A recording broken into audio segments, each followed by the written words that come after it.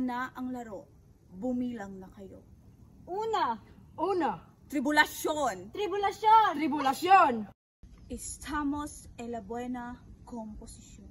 Malugod na bati ang tanging handog ko sa pagsisimula nitong larong duplo. Halit na't magsimula, kayo'y magtagisa. Sa paksa ng puso'y kayo'y pagtutuloy. Pag-ibig na wagas o sikmurang busog, alin ba sa inyong dalawa ang mas mahigit sa inyong ngayon?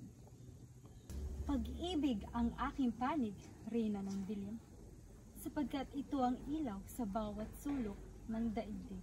Kahit ang hapag ay walang pagkain, sa pusong umiibig ay busog sa damdamin. Nako, Reyna, huwag ka munang maniwala. Ang pag-ibig na gutom ay nauwi sa away. Ano ang silbi ng pagmamahalan kung sabay naman sila ang utang ang inaatupag? Kung ganon, lilinawin ko pa mga anak.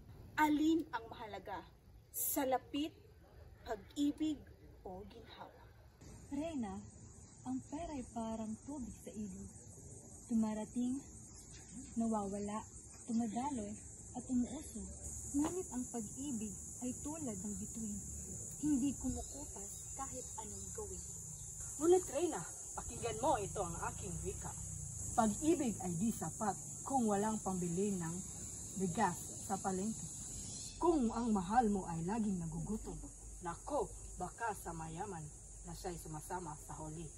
Pag-ibig ay sakripisyo, yan ang totoo. Kahit gaano kahirap, kayang tiisin ito. Kung tunay ang puso, walang iwanan. Kahit sa unos, kayo'y magtatagumpay. Pero Reyna, paano kung mahal ka nga? Ngunit wala ang abot kamay ang pinagkukulang sa kanya. Pag-ibig na walang laman ang bulsa.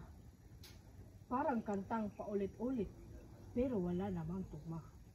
Napakinggan ko na ang inyong bawat panig. Kaya ngayon, pakinggan nyo ang aking hatol.